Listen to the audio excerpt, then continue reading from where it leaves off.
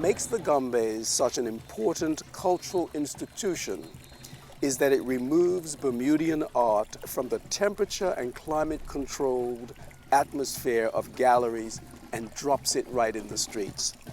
They take it back from the deep-pocketed, shallow-minded patrons of the arts and return it to the people. Well, first of all, I think that the Gombeys is really a mosaic of Bermudian culture, much more of a mosaic than anyone even cares to appreciate. The Gombeys were not always seen as a respectable art form. They were forbidden to dance. The slave masters refused to let them dance except one day out of the year, and that was Boxing Day. And this was the day that they were allowed to dance, and they would dance out the injustices done to them as slaves. And they dressed up in these type of costumes to hide more or less from the masters, the slave masters. And there's a wonderful article, in fact it's an advertisement, in the Royal Gazette from many, many years ago, which has an ad saying that two slaves ran away, Ajax and Mentor, and they are wanted back by the slave master, who's offering a reward for them of several dollars. And this is the important thing. He said they ran off with the idolatrous Gombey. Society rejected them and repressed it, largely because they didn't know who they were. They didn't know what was behind the mask. What is behind the mask really frightens people. In the middle of the 18th century, 1870s, Bermuda was not only a haven for the education of young white boys from decadent London, but it was also a place for the Christianization of North American Indians. That, along with what the slaves brought from Africa, started to become something that, again, was uniquely Bermudian. And the Gombeys has, I think, evolved in a neat sort of way here, so that it embraces not just the core African roots, because that's where the drum is, that's where the heartbeat is of the Gombeys, but it also has accepted to be influenced in a very positive way by other things that were happening in the community at the same time. Bermudian Gombeys would listen to the parades that were held at Prospect, where the British bases were. And so we see the Gombeys not beating with their hands, but beating with sticks and using kettle drums and using the rim in a way that you don't see in other folkloric dance groups. People who came from the West Indian islands to come up here to Dockyard to work. And these people, mainly from St. Kitts and Nevis, brought up what they call masquerade. And this happened at a time when Gombeys were being shunned by the Bermudian people. People didn't want them on their lawns. They would shoo them away. As I said, there were laws that actually said they could not dance on the streets of Hamilton. Back in the day, wasn't that much groups. Now, if we only had like 2 groups, then you probably see a bigger crowd. Okay. Because that was the party time. There weren't no dances like today, you know. Mm-hmm. The dance was Gombeys. Yes. And most of the guys that started up the groups here or revived it was chaps that came up here from the islands. My dad came from St. Kitts. My grandmother, whose parents were from St. Kitts, were cousins of Charles Norford, who is, by anyone's historical research, can be seen as the father of the modern-day Gombey movement, having come to Bermuda 1918, 1919. He was a very big man. Okay. Oh, he looked like a chief. Oh, man. You know, he was a big man, you know, and he was strict. And he was somewhat homesick and sent home to his mother and parents to ask him to send up his Gombey outfit, because they had Gombeys in St. Kitts. They were actually called the masquerades. It was only Norfolk that I knew, and he was the only group in Bermuda that existed at the time. This is what I'm talking about. If it was another group, I would have known the name of the group. I never beat for Norfolk. You know, I was too young then. You know, all the Norfolk's Gombeys were more men. It wasn't no young guys around 16 and 17, 18. It was all men. Well, some of the old fellows that danced under Norfolk was, you had Gene Tuzo, George Porn, Nine Eggs, guy they used to call Nine Eggs. I don't know his title. Also, John Warner. These are some of the older guys. So my dad used to play for Norfolk, right? Because he lived near Norfolk's house. So he started playing with Norfolk. When he got here, he must have saw something that he could do, and he started the Gombeys, you see? But he started them here. Bermuda Gombeys, that's why they call them Bermuda Gombeys. Every single Gombey troupe that we see around today has had some roots and some association and perhaps even grown out of Charles Norfolk's Gombey troops. Mr. Norfolk passed off. His group was turned over to the son, Sinclair. Okay. Who we used to call boxcar. It went on from there, and down the line, roots start to increase. It came 2, then it came 3 groups. The Spencer boys, Mary Mice, Llewellyn, and Harry used to dance with them as well. And then Mary Mice formed his group. So when he started up, he needed some drummers. By that time, a few new drummers had come on the scene. I played with him. And they started playing with place. So he invited me to come over with him to play with him to get them going, right? Then even Rochester, Sweetie, he started his own group, right? Sweetie. Yeah, Sweetie Okay, Rochester. I forget his Rochester. first name. And what was that group called? We just used to call it Swedish Squad. Swedish Squad, yeah. Yeah. You call a group a crowd. Yeah. Crowd, okay. Norfolk Squad, Wilson Squad, Swedish Squad, you know, Places Squad, right? I started out with Gombeys at the age of 6. I started with a group called Pickle Spence Carnival Gombey Troupe. Then I saw something missing. The people like they stopped, like they weren't getting into the Gombeys like they used to. Then a friend of mine told me, "Why don't you get your own group?" I thought about it for 2 years, and then one day I was doing something, and the bulb came on, the flashlight, the idea, and I started to make these costumes unknown to anybody. And I hung one up on a railing. Somebody came across and said, "What's that?" I said, "Gombey group." They said, "How come it's so pretty?" I got my bravery from him because if you notice, he was called the Carnival Gombeys. And so his hats were non-traditional. Well, you see, they didn't wear masks. Like I said, if I was coming on the road, this gentleman and you and her, so my group coming, you could come and dance with them, get in, mix up. You can't do that with the traditional Gombeys. So anywhere in the world, when you see Carnival, you see everybody mixing up, dancing down the street. Am I right? Yes. See, but you can't do this with the traditional Gombey. And I know he got a lot of flack for that, but hey, that's what made him unique. People were patronizing me, and I thought my group was up there. I said, I can't take the place of those groups because they are traditional. And then they came around. The other Gombeys came around. Yeah, Pickles, this and that and what and that. I said, yeah. I said, you guys are all good. All the Gombeys are good.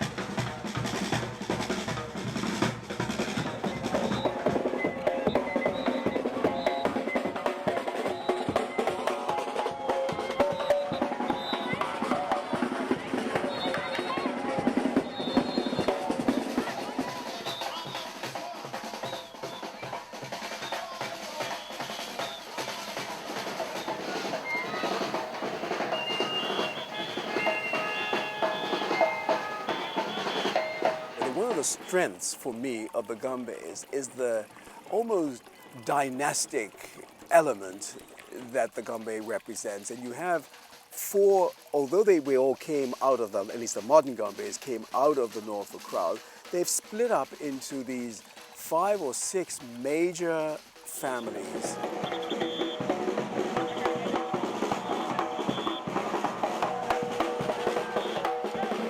Well, my name is Alan Warner. I am basically one of the leaders of the Warner Gombeys. I teach drumming, dance, and costume making. I've been involved for 47 years, but the group came from Norfolk to John Warner. from John Warner to Llewellyn Spencer Darrell. They call him Mary Mice. Mary Mice passed it down. He passed the group down to my brother, Termite. Oh, really? And Termite passed it down to Alan Warner, which is our nephew. Is your nephew? Our nephew. Okay. And from then, it has improved a lot. In our group, if we have a group meeting, everybody's opinion is respected, right down to the littlest boy. The oldest person in our group at this point in time is our bass drummer, and he's about 68 years. Personally myself, I really don't appreciate a very large group because you can't really teach them in depth how you really need to. And you know, the time frame takes longer. My name is Algina Warner. The group is Elisa Connie Girl Gombeys, and I am the captain/leader. The Elisa Connie Girl Gombeys have been in existence. This will be our second year. But we previously, Kim and myself were a part of the Lady Di Gombey Girls, which was run by my mother. And because the last name we had was someone's name, the leader's name, I was thinking of something that would last longer and that wouldn't pass with a leader. And I did some researching and pulled out some words that to me mean Gombeys. And Elisa Connie means a dance with energy.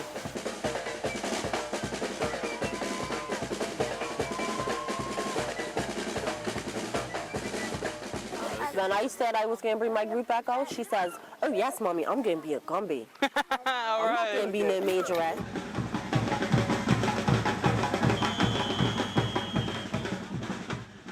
My name is Andre Place, and I'm with the Places Gombey Troupe. We recently changed our name to Places New Generation Gombeys. Places Gombeys have been around since 1957, so it's actually our 50th anniversary. Reggie Place, Squenny. Squenny.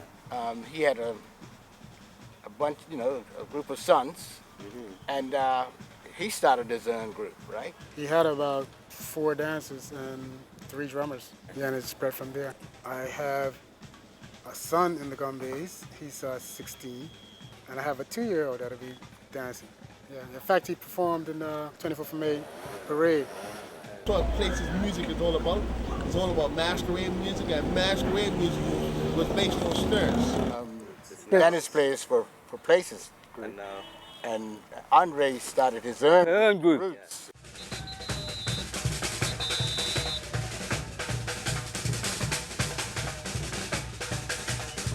Andre Curtis Rand Parsons, the captain of Roots Gombeys, aka Dennis Place. My grandpa did dance with Boxcar Norfolk, but then in later years he brought out his own troupe. Then as he passed on it to my daddy, which is the late Dennis Place. Why this group is tribute to him. Yeah, my group is about a year and 7 months now. It was on the radio at a period of time that I didn't want to wait my turn, and so, basically, either you make your turn or you do your thing.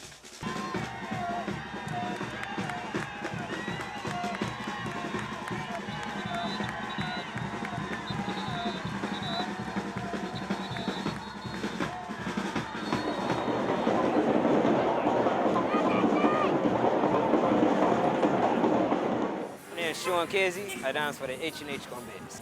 I'm the captain. Been in existence for 17 years. I had some family members, older family members that used to participate in Places, and they branched off to have their own group. And when they went, I just went with them. Yeah. I'm related to Lawrence Hendrickson. Lawrence Hendrickson? Yeah. Okay. It was Lawrence Hendrickson and Tyrone Nisbet that started H&H, yeah.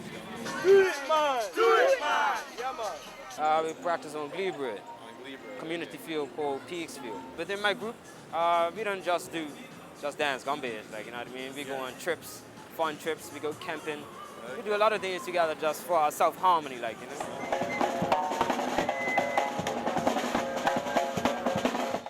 My name is George Richardson. I am the founder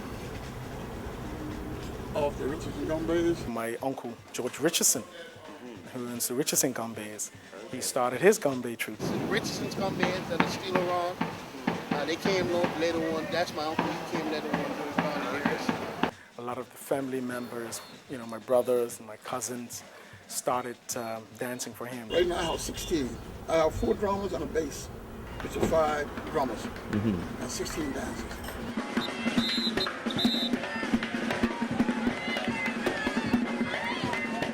My group is created by me. I'm not branched off from anybody else. I am the founder and operator of the Richard Gombeys.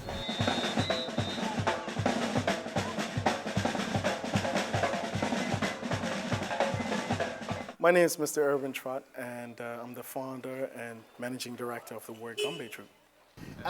Warwick Gombeys came out of Richardson's. That's my cousin. Right? Yeah, so it's a lot of family orientated.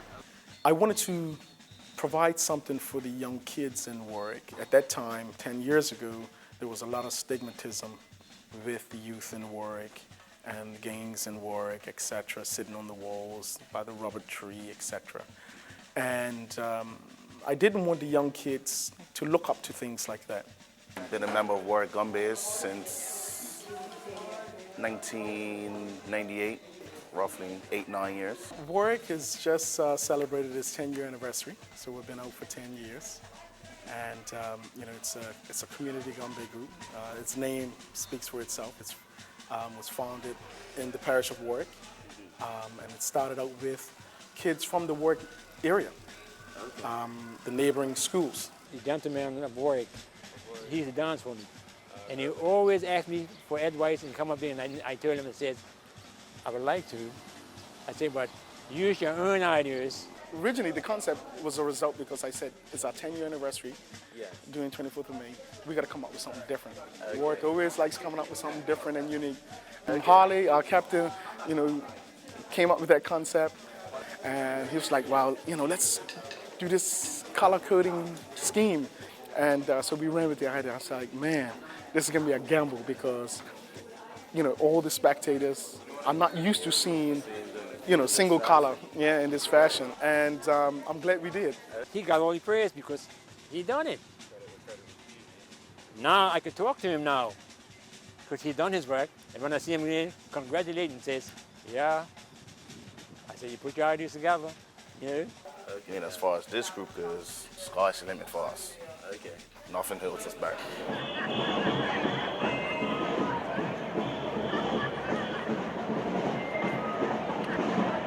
I'm Kevin Fubler.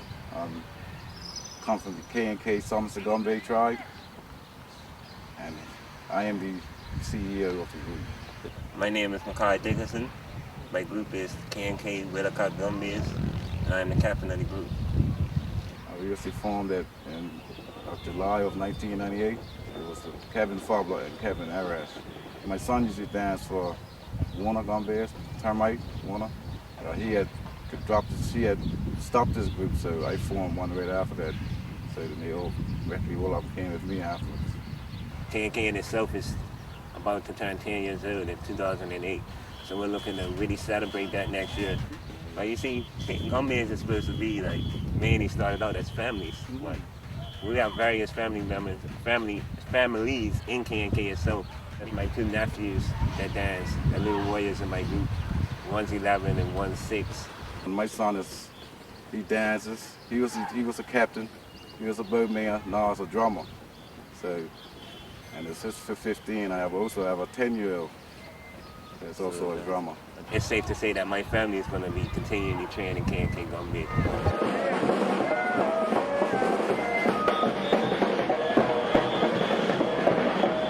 The families that started this years ago, they are the ones who really need to be applauded because against all odds, they just persisted and they made sure that their families and their friends understood that Gombey tradition, the dance and the music.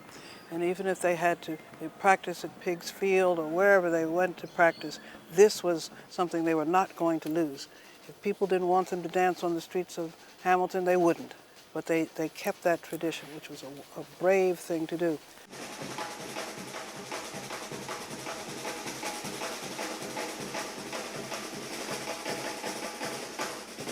If you talk to the captains of the group, and ask them what it is, what qualities does the ideal Gombey need to have. You know, you'll see that there are some very positive things. I think the good qualities are determination, endurance, commitment. Well, coordination. Yeah. Self within yourself being. You know what I mean? Shucks. And hard work. It takes a lot of hard work. It ain't nothing easy to do. Yeah. And then you have to prove yourself that you're worthy of being a Gombey or being a leader. You know? Yeah. So some way down the road, the group might be passed to you. Every captain should be working towards seeing to it that the group that he's presenting to Bermuda can be a well-respected group of people and be viable to travel the world carrying the spirit, the pride, and the love of Bermuda Gombey in the heart. I think Gombeys definitely do play a big role in helping to mold some of our kids into being good citizens of our country. Acknowledging my brother and my sister, my aunt, my uncle, my grandpa, my grandma, and your grandparents as well. Because in the Gombeys, we're all one.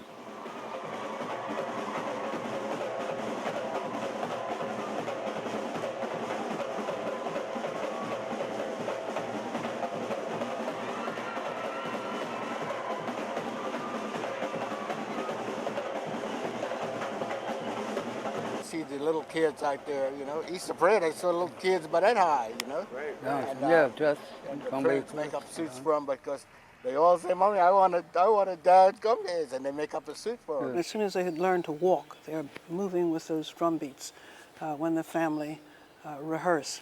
Young boys in particular love the Gombeys. So I use that as a vehicle really to bring them into my camp, so to speak. And then expose them to a lot of positive things. Young ones that are coming out today, if we don't grab them while they're young, I guess we would never get them. You know what I mean? A lot of the kids are basically into football or soccer and cricket, and we don't get that sort of discipline or loyalty or commitment that we really need in order to keep the culture flourishing and going on and on and on. Well, each child has a different personality, so basically you have to try to tap into their personality to draw out of them what's basically already in them. In order for those young boys to maintain their presence in the Gombeys, that they have to be responsible students at school. It doesn't mean that you have to be an A student, but you have to be courteous to your teachers, you have to be respectful, you have to be shown to be doing your homework, you have to be shown to be understanding that this is not just a game. I have rules, yeah, definitely. Because if the kids come and the parents say, for instance, that they've been rude, they've done something wrong, they can't dance. And I don't know that, why you're not dancing. If they fall behind the schoolwork, they cannot dance. I've basically learned throughout the years that children, they listen to what you say, but they really take the ideas of what they see you do. Parents are extremely serious. Gombeys are not an exercise where parents sort of send their children to on a Friday afternoon or Saturday afternoon just to get rid of them. Parents are encouraged and do indeed become a part of the Gombey movement. You never find a Gombey whose parents are not actively involved in some way. There are fathers who shared the vision that I had. So, I mean, we have kids in our group who we act as surrogate fathers, even if it's for a weekend, even if it's for, you know, their brief time with work. The parents are very supportive, you know, with their children, you know, and we have some that has the time to help, and there are others that, you know, may not have the time, but we do have supporters. It's a good atmosphere. We all enjoy one another. We do different things, you know. I love it because it's keeping them out of trouble. It's something positive for them to do, and it's just something that I enjoy, he enjoys. And it keeps your family together. Definitely. You want to be a Gombey? Africans do not dance together. It is not a co-ed thing. It is all the men dance and the women dance their dances separately. John Warner's daughter used to dance, and one of them still makes costumes. Audrey Warner, she's a Luby now, Audrey Luby. Okay. And that's Alan's mother. She was the first female dancer in the island. My daddy wasn't into me dancing because he said, okay, well, women shouldn't really dance Gombeys at an early age. I even had Converse sneakers every year, making sure that if he told me I could dance, I had every size Converse shoe that you could possibly think of. And when I danced, the whole time I danced, it's like you could feel somebody staring at you. Okay. So I kept looking up and seeing him playing the drums, and he's got this big smile on his face. So it's like, that's my daughter. And now we have two. We have a male and a female Warner group. Everybody knew that it was the girl group coming out. They didn't know who I was, but they saw the captain with the whip. So when I lined up my line and I started dancing, everybody just started getting crazy, like, oh my gracious, that's a girl, hey, she could dance, like, go girl, woo! We want to dance, so if we can put the effort in and do the training, then we can perform as well. And it's so empowering because girls can dance Gombeys too.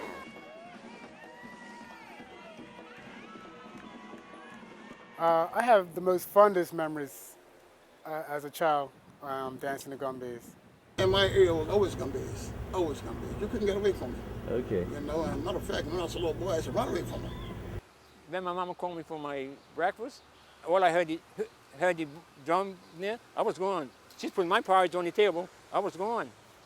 Leave home 9 o'clock, come back 10 o'clock in the night. My father put so much licks in me, I told him, Papa, please, I'm not going to do it anymore. The next week, the same thing. Hear the drum, gone again. I was what they called at the time, the potato boy. Okay. And we were convinced that anyone who was experiencing some form of cramp, any of the dancers involved with cramp, that if you cut a potato in half and rubbed it on the calf or on the affected area, then it would relieve the pain and relieve the cramp. I used to practice you know, on the table, just beating like that. Being a mother from the time they were little, they used to drive me crazy, beat on everything, pots, whatever, and I just knew that they were going to be drummers. I was dancing on and off, on the side with my daddy. Every chance I got, I would grip a hatchet, I would run to the captain, Willis, can I have a dance? Can I have a dance? Call me out. We used to make up these little uniforms, get the crocus bags and mineral tops and put on the back, you know, and cut the tops of the cream tins, okay, you know, to make it look like mirrors. Like mirrors, so, okay. Yeah, and put all that there and tie ribbons on there. And we used to go through the neighborhood. Hey, yes, man, I've got a suit from when I started. I must have been 8 and a half, 9, and I still have that suit today. It's the exact same way I wore it. We used to dance to the police station. Okay. And then when we left the police station, we would go to the hotels, to the guest houses, and we'll march up there, and we'll march back. So as we're going and coming, we're stopping to houses. When we stopped the dance, we picked up the music a bit, and then when we moved on, we dropped it again.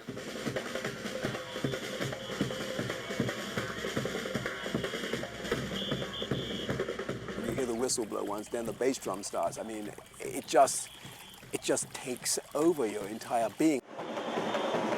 The drumming is a command, and it's supposed to be, you know, beating out rhythms that dictate how the dancers are supposed to perform.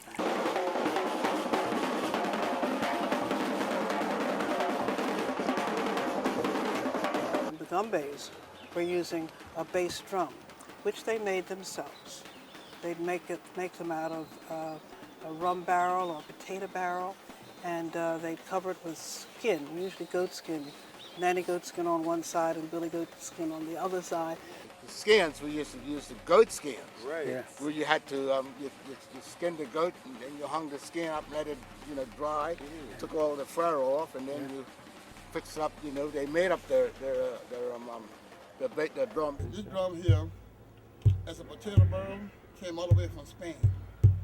Yeah, and the letters on the top skin of the drum is facade. It's a plastic skin, which I traded for this goat skin for this. The reason why I did that, nighttime when we played, the damage took the drum down. So with this facade skin on here, it keeps the drum up. Most of them use the plastic. Yeah, the conventional drums now because it's easier, and then the skins are plastic, so you don't have to worry about the rain. But back then, as soon as nighttime fell, or if the rain came and the skin got wet, the drum, you know, the skins got saggy, and then you couldn't get the sound like you wanted. So you get your brown paper or your newspaper, and you light that up, and then you run it across the drum to get that skin to stretch back out again. It's made out of a rum barrel. Got goat skin on one side, nanny goat skin on the other side. Drumsticks pretty much made out of the same thing. And then if you want to root and your sticks broke, you know, you run over and pick the spruce stick and, you know, round it up so it didn't cut your skin, you know, just round the end of it, you know.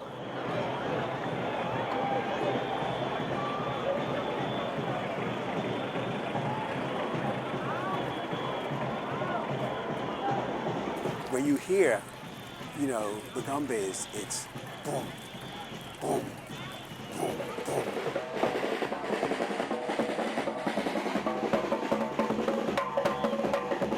The bass keeps it tempered. Yes, they keep it tempered. It's just a steady beat. They just keep doing it. If he goes off, then everybody's going. He goes off, everybody looks at him because he's got to keep that steady pump, steady pump, steady pump. If you don't have a good bass drum player, you don't have good Gombeys. The Gombeys were using a bass drum. They added these snare drums, and they had a special beat. The snares represent the body of the movement, and then the rim represents the feet. So if I'm moving, if my body's moving, and I watch you, I'm going to play snares to you. But then when I watch your feet, I'm going to put a snare pattern to your feet. Drum beat is very thorough. It's a beat that back in the day, my brother Dennis Parsons, the lead drummer for Places Gombeys, you know, he taught me a snare pattern that when I was coming up, don't you do nothing else. Stay right there. You know what I'm saying? That's how strict it was back then.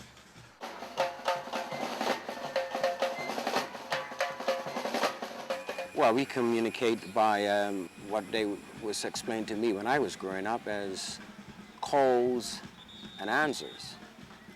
You know, and a call is sending a rim shot, and an answer is responding to the rim shot that you hear sent. So if I play a rim shot pattern that calls for 2 rim licks, then the other guy that I'm past that 2 possibly will send back 1 rim shot or 3. He wouldn't send me back 2 in return. You see, the feeling that comes from it when it's passed, it's what determines what's being said. Okay. So if I, and he,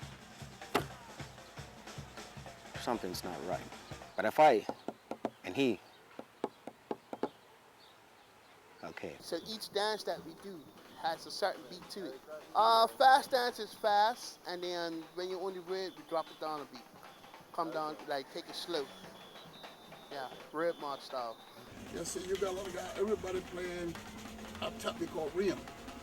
And then it gets kind of confusing. But if you put the rhythm in it, once you put the rhythm, you give the people something to jump with. So they pick up their rhythm, and they give you a little movement, so you know that you got something going. But the Gombey music is still there.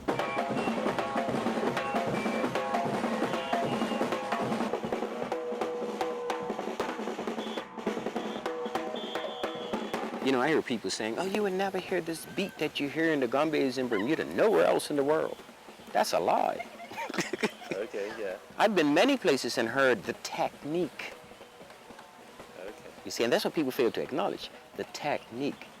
Because it's the technique that allows you to arrive to wherever you end up. Everybody has a different sound to the music.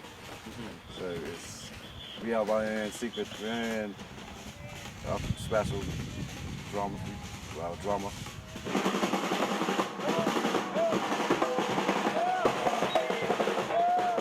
Well, basically a West Indian tribe. Also, we do the masquerade. That's kind of doing snake up the red, and that beat would be something simple of more word mob beat. So it's like.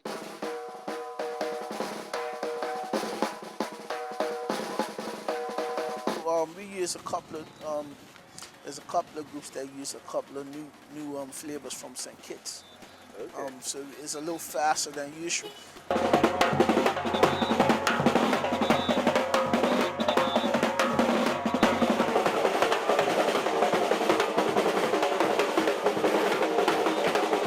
Now these guys are Everything is fast. Yeah, real fast fast. now. And I mean, I play anyway. But instead you if know. they play, if that's the beat, then you just move with the beat. And I have a calypso beat, personally myself in my band, which is called the rhythm section. And I have the other guy that plays the snare and the rim, but I still play the rhythm section. And which is good, I can't tell you, no, girl can tell you, but I play a calypso beat. And I'm known for that around Bermuda. And a lot of them, they try to get it, but somehow they just can't pick it up. So far, like, it's been mixed because sometimes I have 3 drummers, sometimes I have 4, but majority of the time, well, most of the time I have 2. That's 2 youngsters, so we're bringing up the youngsters, getting the youngsters into drumming and, of course. There have been girl dancers, there really haven't been girl drummers. Even for the boy Gombeys, you really haven't seen women in that. We would really like to see it. There's a lot of women that know how to play drums.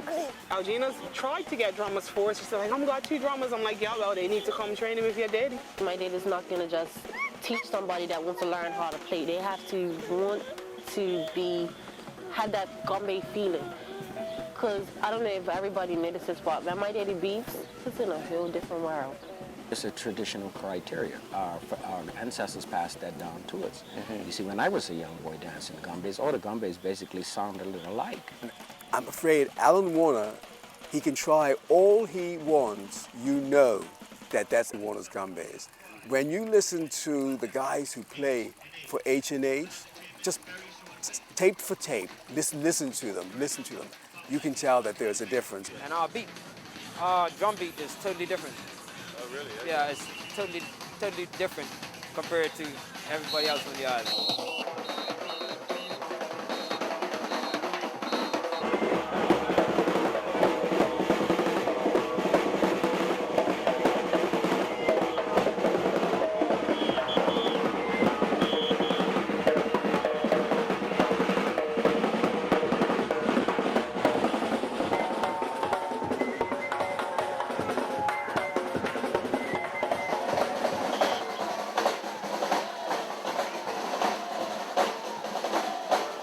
An original Gombey, you don't see no parts of the body. You're not supposed to see what they look like, so that the slave masters would know who they are.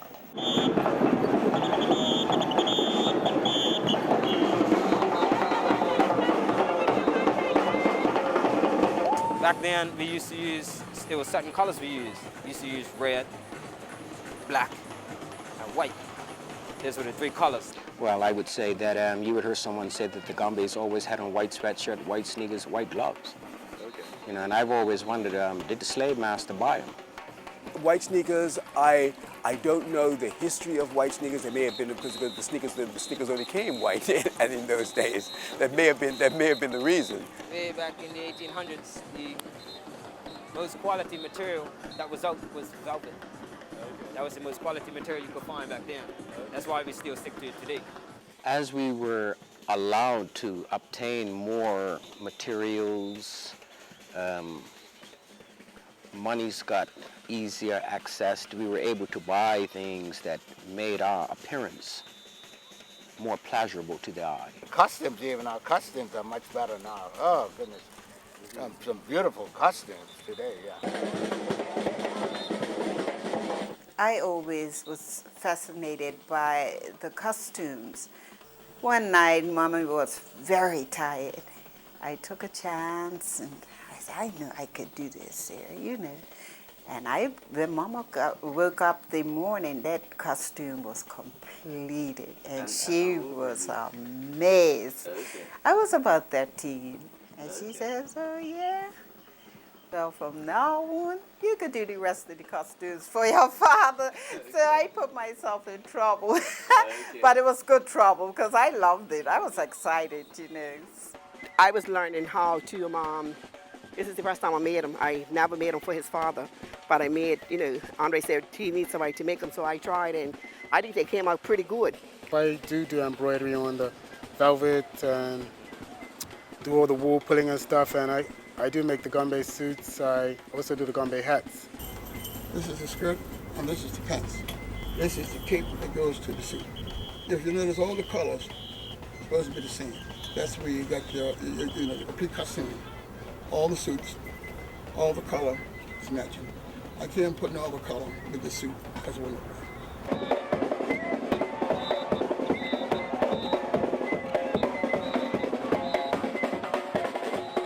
There's a couple of suits, or maybe 2 suits in my group that I use that they used to have back in the day, which is strictly French. It's got French. There ain't no wool, no nothing, just French. The more rows you put on the pants and the skirt, the fuller you look, the better your costume will show when you're, in your full costume on, when you're fully dressed. Sometimes you can see the Gombeys from a distance, maybe a block away, where you just see the feathers. Just about anyone in Bermuda knows that's where Gombey troupe because of the uniqueness in the style. Most hats are taped up, the feathers are taped up and glittered. They really don't show the feathers. But my group shows feathers. The peacock feathers in the Gombey hats basically depicts royalty. Like the peacock is known as one of the proudest birds in the world, and basically that's why we use the peacock feathers. They were always peacock feathers in my day. My grandmother tells me that that sometimes they used turkey feathers or other things of other birds, but the peacock feathers, are certainly what we know of today. That also helps to keep the hat on firm too, with the plaits and the scarf. We plait them, we get the fake hair and plait them, or some of them do it with wool. Well, yeah, I'm the captain, so I'm a little different, but all the warriors have two plaits.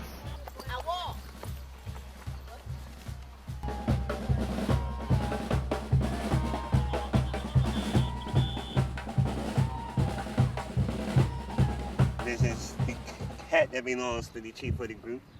His mask is a basic build-up, as with the mirrors.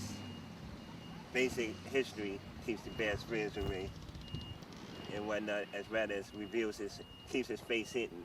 Gombeys are not normally supposed to show their faces. The mask, we just use regular fringe, and we use the pretty paint, and we just try to make it so they can't see the face.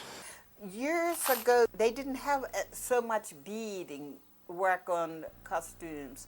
They used to have plenty ribbon, and they used to use these beads, and at the time they used to call them Christmas beads because they only was out around Christmas time. Society has become far more affluent. We see many more types of paraphernalia being used, many more beads, many more colorful baubles, mirrors, and all sorts of things being used. The beads show the jewels and the gems that our fathers and forefathers had in slavery. The mirrors, they do a part. They reflect all the evil spirits. Okay. You know what I mean? Yes, we got a snake chain that goes around our edging of our suit. Okay. It's looped. Each one's got a hole in it where the wool comes through. Okay. Each hill represents shackles. Each piece of wool in that hill represents one of us black people in slavery.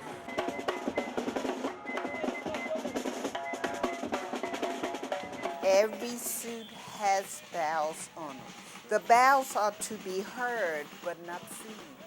Even if the drum set stopped, you can hear them, you can hear those bells jingling, you can hear them walking, and that was beautiful. None of the Gombey suits are identical or Gombey hats. Everyone is unique in its in form and shape, color. Most chiefs have longer captains than anybody else, but I want to be different. I want to have a 3/4 length.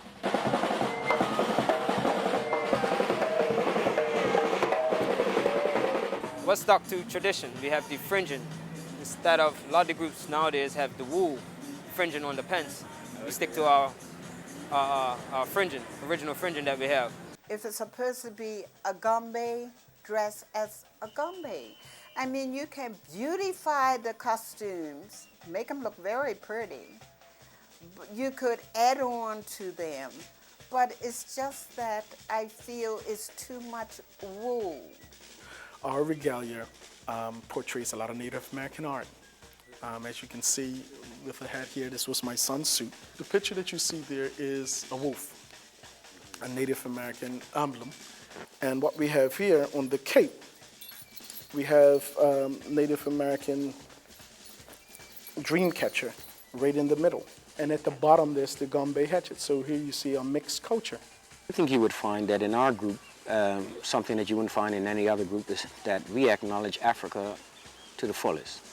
We do not downplay the American Indian. We have enough respect for the American Indian. But our plight is African. Okay, do you any difference in our costumes? Kim's actually has African symbols and everything like that. Because she helps my grandpa make his suits, so she makes her and her daughter's suits the same way. My dad's group, all of them, majority have African symbolism, but a lot of my girls have nature. Flowers is our thing. I try to stay to more on nature. Flowers, butterflies, and things like that. In Gombeys, it's a free culture. You know, it's a free spirit culture. So being a free spirit culture, you have birds and the bees, and which is free. And I appreciate that. I really like that.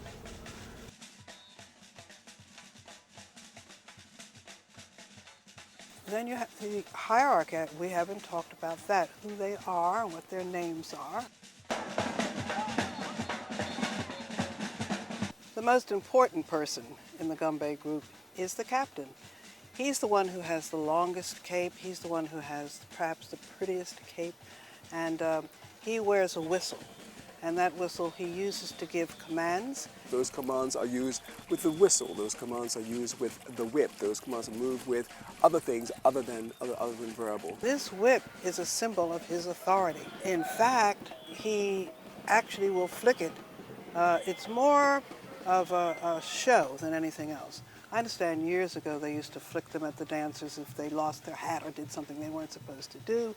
And you also had the captain perhaps using the whip to keep spectators back because they are so excited about the Gombeys, and they would, crowd in and they would take the whip, not to hurt them, but just as a show of authority. If you look at the leading Indian or wild Indian, this is a character. He's the first one to come down the road with the Gombeys. And he's carrying a bow and arrow, and he's going, as they do go, in a S-shaped, snake-like dance. They run down the road. And the bow and arrow is first, leading Indian. Why? Because they were scouts. They were the ones who scouted out where to go and which areas were best.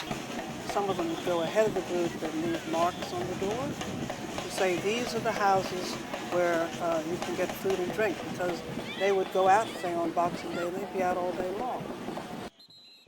The warriors, they have a wonderful choreography movement with the tomahawk on the shoulder. And they'll do a half beat, slow turning of the head and weaving. It's something that is, perhaps very frenetic dancing. Then all of a sudden they'll break into this, and it's stalking, the way one would stalk an enemy. And that's when people start to throw money, which is a part of the Gombey tradition. So they throw this money, and they have people called money pickers.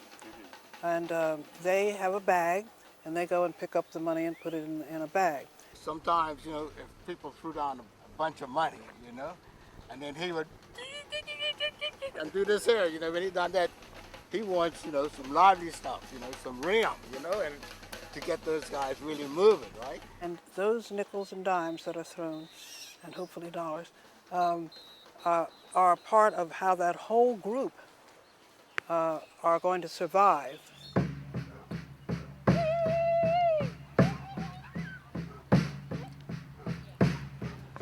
In the Gombeys, a lot of it isn't taught to you verbally. It's basically taught by teaching you how to do the steps. Coming out, getting around the rhythm, and teaching you how to do the Gombey steps. And you learn from watching the older fellas. The young ones watch how they dance. My grandfather, he used to train with me like that. He would just say, "Come on, boy, let's go." Pick up his pipe, put it in his mouth. Now I want you to step to my notes, right? I move your body like this, that, and snake it all up like that. Slow, I want you some slow, nice slow masquerade. That's what he used to tell. The little boys you'll see them learning how to dance, and they'll have the complete costume on with the tall peacock feathers, but they're able to do this. Keep that hat on, they understand exactly what it is they're supposed to do. Newcomers, especially young newcomers, we give them basics. So I would show them the basic dance step routines, to the freedom dance, to the masquerade, to the junkanoo, and continue to feed that to them to see how they carry it and how much they pick up. And you can watch them through the years develop. You know, my boys train 4 days out of the week. At school again, they train 1 day. Out of them 4 days, they got to like 1 hour to 2 hours of training, physical, a little bit of everything. I ended up going to junkanoo school for 2 days. Okay. Yeah, so I learned a couple days when I was in there. You see, we test the level of desire, we test the level of acknowledgement, and normally, yeah, they come and they stay.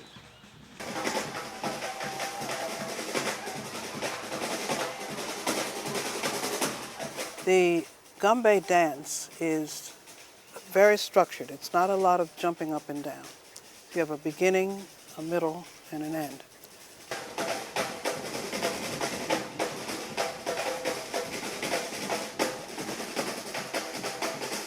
It's basically a footstep done to the rhythm of the music, or the music is done to the rhythm of the footsteps. And that's how the drummer and the dancer coordinate with each other. He plays the rhythm and you dance out the music. And that's how the dancers will travel in rhythm in their snake dance, just traveling down the road. They're basically moving their feet to the rhythm of the bass drum.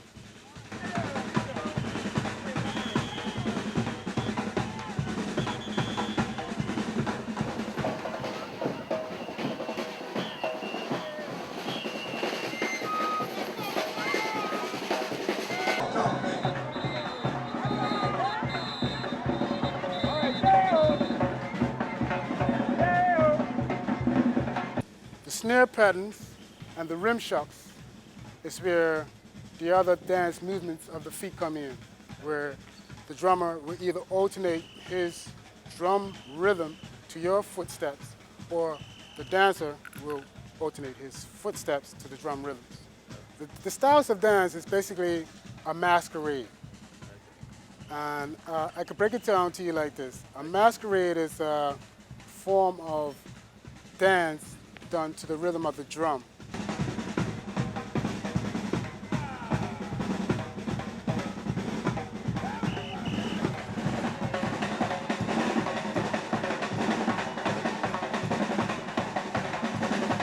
The masquerade is to show us that we was in slavery at one point in time and we were submissive.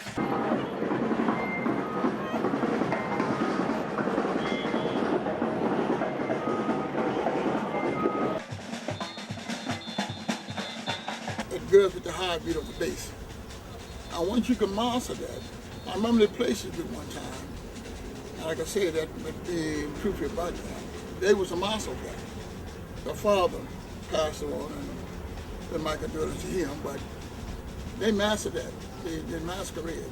We have slow masquerade, we have fast dance masquerade, and we also have something which is known in the West Indies as the junkanoo.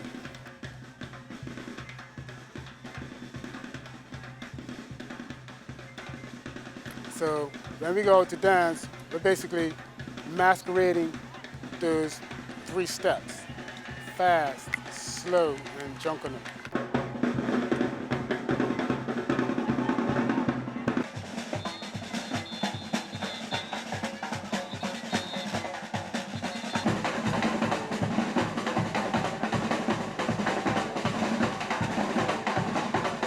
Junkanooing basically makes us acknowledging that there's a close time for freedom. We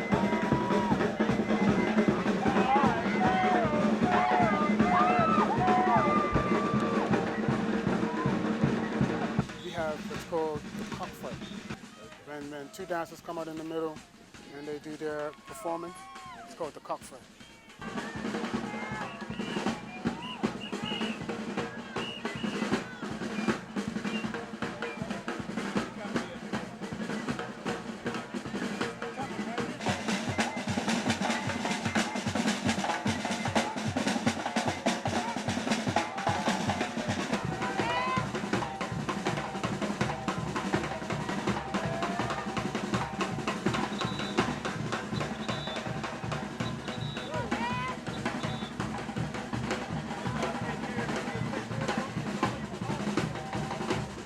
And the captain basically picks out which dancers he wants to come out and show their expression of the cockfight.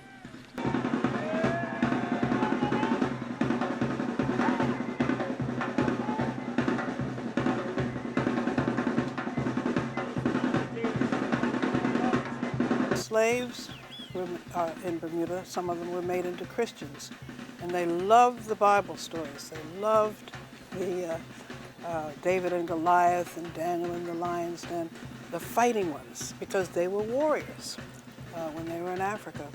And so you'll see acting out in the middle of this wonderful African choreography, you'll see acting out of Bible stories.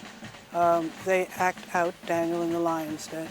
You'll see the Gombeys circle a young dancer, and that dancer will try to get through the circle to get out.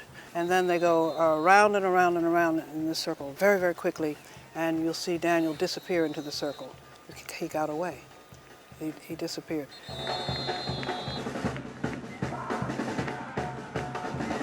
Dances like David and Goliath, Daniel and the Lion's Den, whatever. That's what we done when the slave master came on, so he wouldn't know what we was actually doing, which was basically acknowledging our traditions. David and Goliath are fighting. You see the 2 warriors always approaching each other and they're fighting.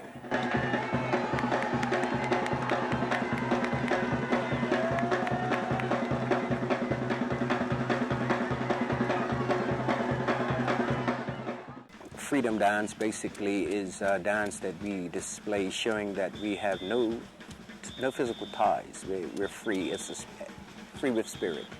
You will see spins, leaps, splits, acrobatics to show us that all limbs are free.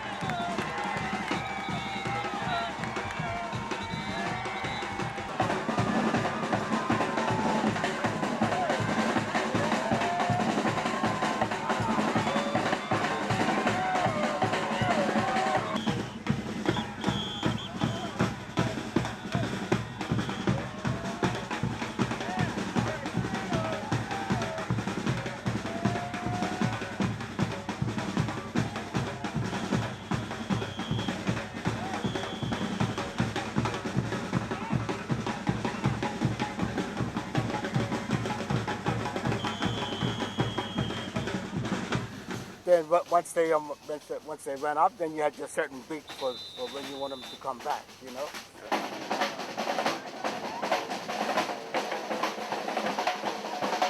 Yeah, when they brush them back, you know, you know. Or not when they start doing that, you know. Okay, yeah. Then you know you got your both hands going. Yeah.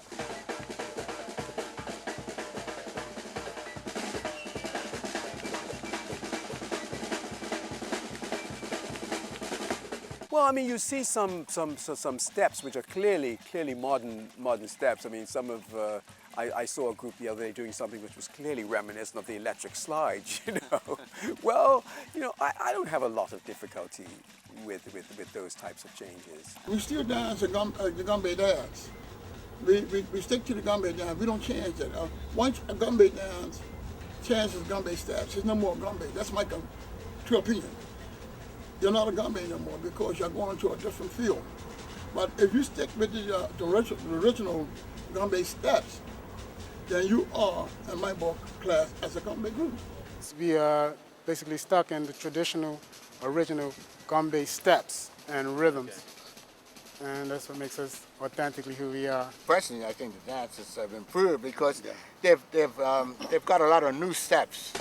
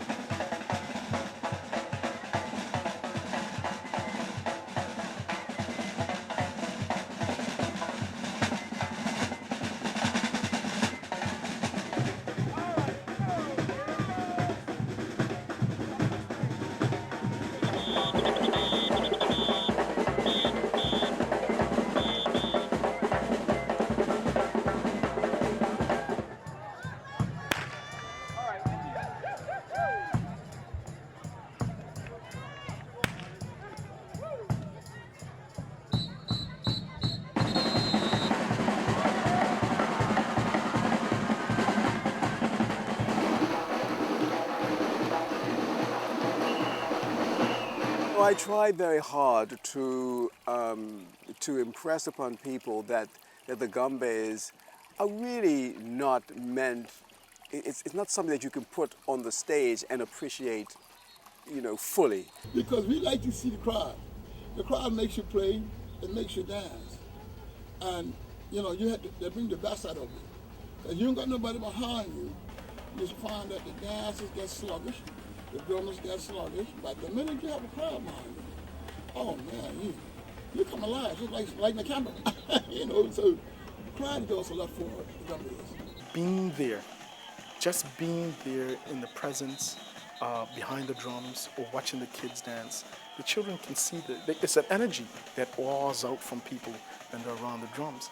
So just feeling that energy helps us to, you know, just makes us feel, you know, worthwhile what we're doing. We still got a pretty good crowd today, but the respect from the crowd has changed. Okay. Because back in the day, the crowd that was following you knew what you represented. Today, they don't know. Used to be a lot more people, but yeah, we have our followers. I'm satisfied. We're still alerted. You know, every time we come out, a lot of people around us, but it used to be much more. The Gombeys, you really have to be in the crowd, you have to be behind the drums, you have to be in the spirit with them. If it's something that needs to be done or something that people would like to see us do, K&K is always ready to do it.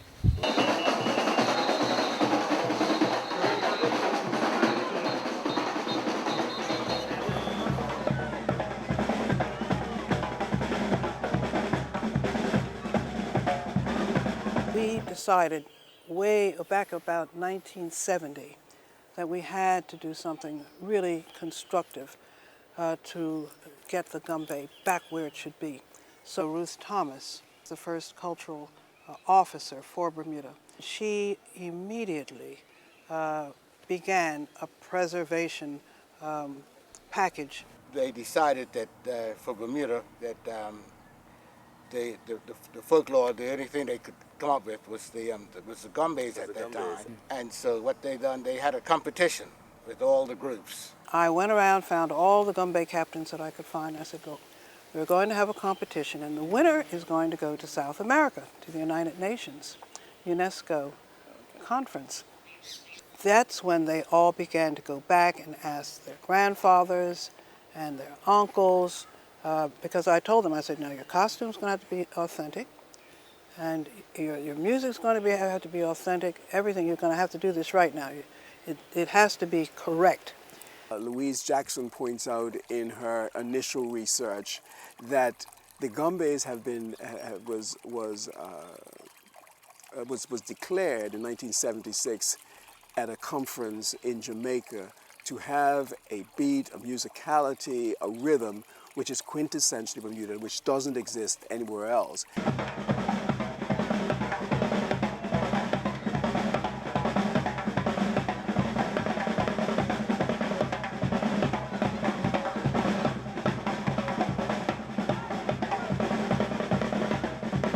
Gary Phillips, who was the director of tourism.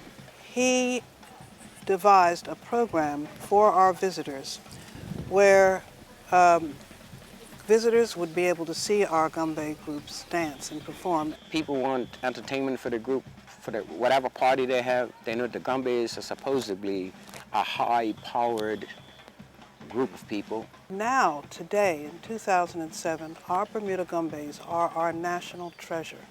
They're on our stamps, they're on our coins, they are our ambassadors. They travel all over Bermuda, all over the world.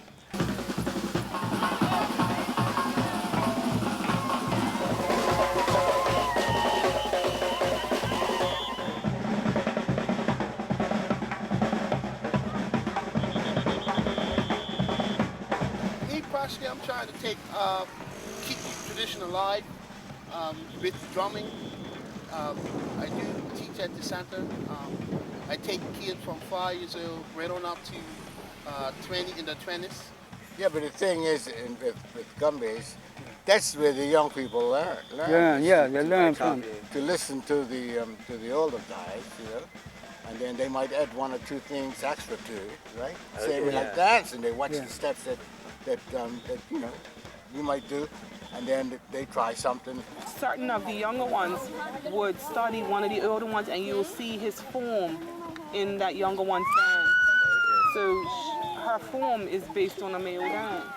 We keep it good. The young ones coming up behind us, they'll see us moving towards something and they want to get into that. Just keep playing. I mean, I heard the Somerset guys playing, you know. Got some good drummers coming along up there. You know?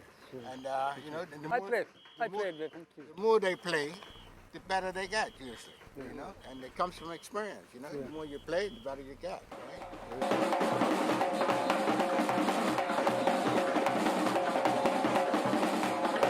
Ones that's next after me are the grandchildren of the founders of the H&H Gombeys. You know what I mean? So it's pretty well easy. They've been just as committed as me, coming up through their years. They've been dancing probably about 15 years maybe. You know what I mean? Everybody's doing our part and we enjoy it. When it's time for me to pass the baton to the younger ones, I'm hoping my son will be just as, you know, excited about it, just as eager to keep work Gombeys going on for the next few generations. They all are great. All the groups, beautiful, you know, and I'm glad to see all this happening. Keep the condition going. It's left up to people like me, the only one who never really danced in the Gombeys, to do what I think I can do best, and that is to hold on to the tradition and make sure that other people learn more about the importance of the Gombeys and what it can mean, what it does mean, and what it can mean to the entire community. I love my people.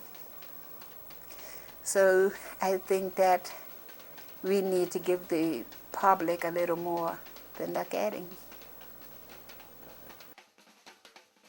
They don't use them today, but there was a character called the Trapper, and he had a rope.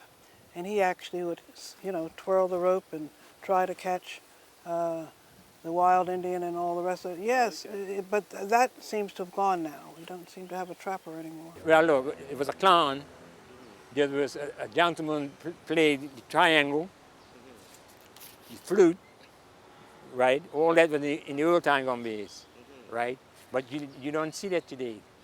It was a great experience learning by the fife because I can actually just do certain steps just whistling to myself without even having the music.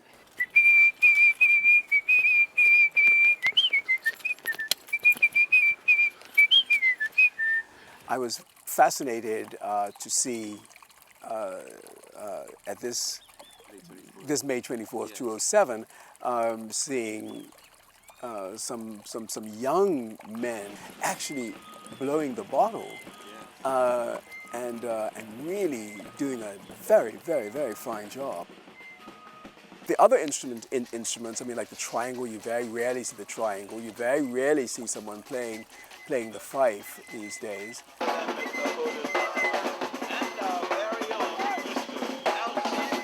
So you had a much bigger sound and a much more complete voice that was being given to the music than you have right now. The majority of them seem like they have to have transportation now to go certain places.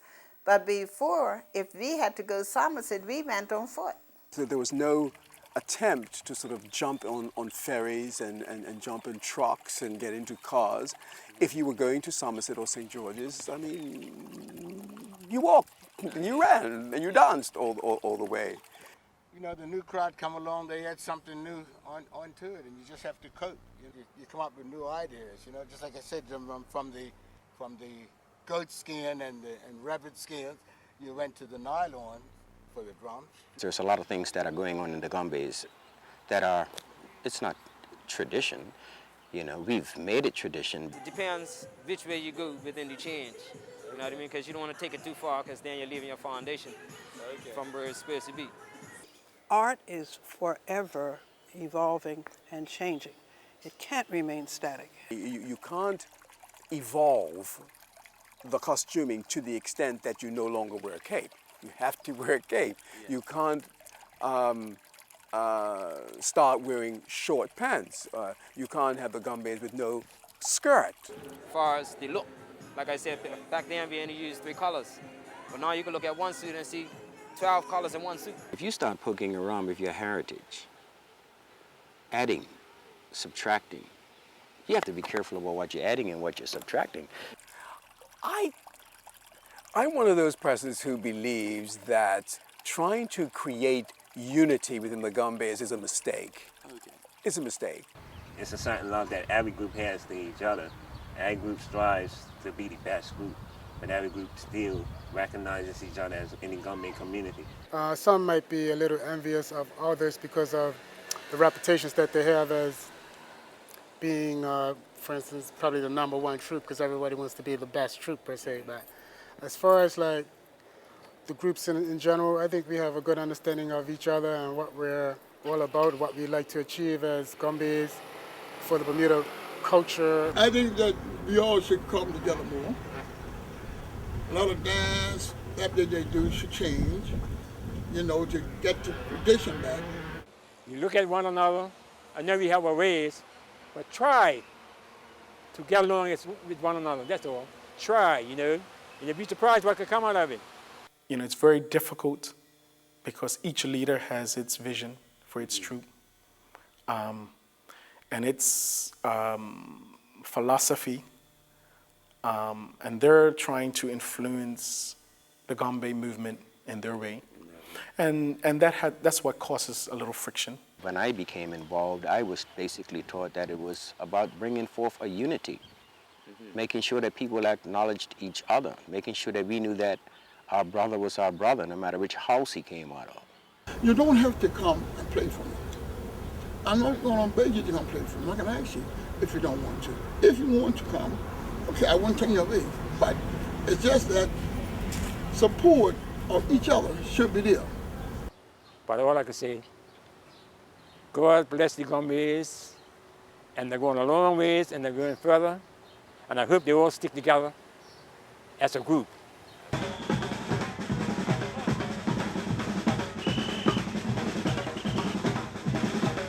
Hopefully one day we will have a museum here, and we will have exhibits of our Gombeys. It's nothing like that now.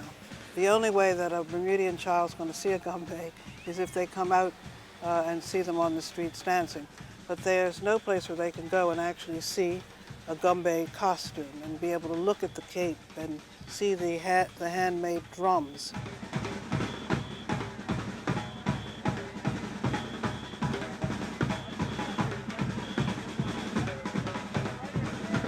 It can develop a little bit more, because my suggestion was that you should display some of the dances and explain. Have somebody come up and say, this is why we do the snake dance. This is why we wear red ribbons on our sneakers. This is the Junkanoo step in its fullness.